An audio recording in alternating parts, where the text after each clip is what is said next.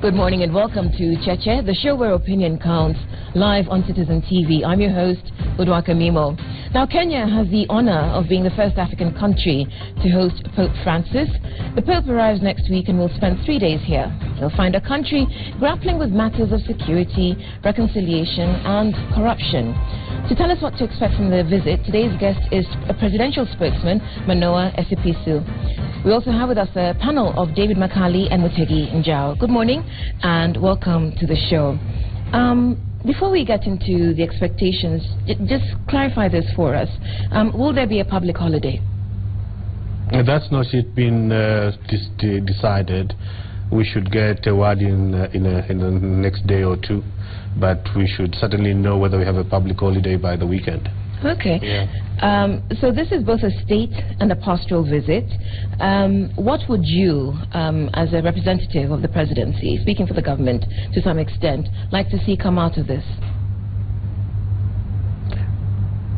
This is what the Pope represents. He is a head of state. The Vatican is a tiny state, so you're not looking for the big project types that you normally go into a bilateral with. You're not looking for deals, but what you're looking to see is that the visit happens successfully, number one. Secondly, that it's the messages that come out of that visit represent what it is that the Kenyan people aspire for. So you're looking for your unity messages there. You're looking for cohesion. You're looking for regional stability and stuff like that. From the Pope, of course, it gives you the sense. A visit that is watched by 1 billion people on television, followed very closely by everyone around the world, that it gives you the oomph in terms of the things that we are looking for. So boost in tourism, boost in relations with other countries, boost in intra-religious, intra-ethnic relations, stuff like that. So it seems then that we're not doing well, and we're hoping that the Pope will come and, help us, inspire us to do better, pretty much, is what you're saying. Not at all. We always, as a people, aspire to do better. We don't need anyone to show us that direction. We always, as a people, aspire to deliver better to our people, to behave better amongst ourselves, to grow much more in every way. Of course, the Pope is a major moral voice. He has distinguished himself as one that does things in a different way, and he's quite on the road of changing the way the Catholic Church does its things. It's not entirely pomp. He's a very simple, pragmatic person, and those things we can borrow from. Those things we can learn from. What do you say to the fact that when you say we aspire to do good things, we are going back to a situation which used to be there during Moi time, where embassies, envoys tell us what to do. Like they're saying, if you are corrupt, we will not give you a visa. Why can't we know that we do those things which you are being told? It's very unfortunate that somebody comes to your house and finds some dirt and tells you you clean there, and you know you should clean. I think that's falling into this notion of the hype and hysteria that surrounds some of the issues that we're dealing with. We deal with things soberly. We don't need to be told about corruption. We know what corruption is. We know what corruption can do. We have worked hard, in fact, to deal with corruption. In terms of what envoys can and what they cannot say, of course we are a free country. Of course the 2010 Constitution makes it possible for everyone to say anything they want and at whatever stage. And it's not a big deal. It's not a big deal. What's a big deal is that This country must grow its institutions of governance, its institutions that deal with corruption. So your anti-corruption authority, your Office of the Director of Public Prosecutions. Those agencies must be capacitated so that they can do their job and do their job properly. And we demand of them that they deliver their mandate. And if they can't deliver their mandate, they need to say what the issues are so that they are helped to deliver their mandate. We can't have a situation where, you know, everyone by the roadside kind of has a view on on how you deal with corruption. The reason you have these institutions is so that we allow them to do their job. If every single day the president, the deputy president, or everyone else batted into these cases, then where is the justice? Why do we have institutions? But the question is that they're not being allowed to do those things. That's why the interventions come into the head of state to say, look, even though these institutions are charged with fighting corruption and all manner of things, they're not performing. And the reason they're not performing is because either they are being subjected to pressure or they don't have the instruments to do them. Oh, they're that's the real interpretation why diplomats would go to State House. I think that perception is wrong in the first instance. If these institutions were emasculated, they would say so, and they haven't. They are led by very strong people. They should be able just to tell us what the real handicaps are. If there are handicaps, we deal with them. Diplomats don't come to, I think they went to the EACC, which is naturally where they should go if they are dealing with issues of corruption. And I think the EACC provided them what are sufficient answers. And one of the things I think the EACC told them is, look, yes, there are cases surfacing, and yes, we are investigating them. Until the end of those investigations, I don't think that it's proper or right to then make a determination as to whether those cases are heading the right direction or not. But if you look at what the EACC has done, for instance, from last year, they have 286 cases in court, high profile. And these things haven't happened since the Kibaki days. So going back to the Kibaki days, things have moved. I mean, we are a greater society in terms of openness. That's why we can track these things. Manoah, of course, the cases being in court is one thing. Obtaining convictions is really where it matters, and we're not seeing those. Can we mention any major conviction you've had? Exactly, that you'd have to go to the judiciary. It's not. So that still boils down to the point of effectiveness of those institutions, because they could be under pressure to present some cases in court, but in fact, the successful prosecution of those cases depends on the evidence that they'll bring. So they can actually mess the evidence, still get acquittals if they're not independent and to do their work. Our view is that all these institutions need to be allowed to do their work and to do their work properly. If they, for some reason, can't do that work, I think we come back to the point that they must state what the impediments are. But we cannot stand out here and claim to know what the No, Manoah. There's a sense to some extent you're being disingenuous, because we've had people from the EACC go on air, talk about being pressured to quit their jobs, to leave their positions. And getting a diplomatic appointment. Right. And so how can you then talk about, an EACC which at every corner seems to have its legs cut off, then coming back and telling you what the impediments are, when it's very clear that they are beholden to, certain powers that be, that there is invisible hands manipulating the way things go? I think that allegations were made. Those allegations were never pursued. I don't think I can make a determination on that course if they're just allegations that were never allowed to be investigated. Never allowed to...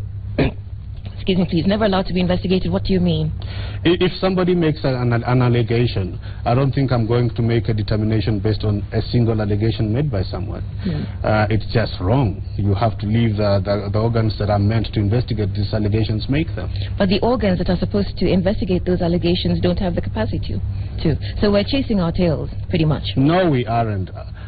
To the extent that we continue to claim these people don't have the capacity to do so, without actually allowing them to state what it is they want, so that their issues can be resolved, I don't think we are making progress. Okay. What do you say about two things? One, the IG is supposed to be independent. Here comes the cabinet minister, orders arrest of journalists, and they are arrested. 2, the Auditor General, he reports what he's supposed to report, and every cabinet minister says no, the Auditor General is not competent. You start casting aspersions about the Auditor General. What's wrong with this government? Actually, the question of the Auditor General is the easiest one to respond to. In terms of the issues that the cabinet ministers have argued about, they were sent audit queries. When you are sent an audit query, it's not an implication that you have lied about anything or stolen anything. What you require is that you should answer those questions. But if the Auditor General then says in public that you've lost this money or you've lost that money without allowing you to respond to the audit question he has raised, then that's wrong. That's all the cabinet ministers are saying. They're not saying that don't ask us anything. They are saying, please, if you ask us questions, allow us the time to respond. But they've been given the time. Okay. Why is it that it's only in this government that we are hearing the integrity of the Auditor General being questioned? I've written stories, stories for years about the Auditor General's report. I've never had cabinet ministers saying, no, he is incompetent. Never. I think if you...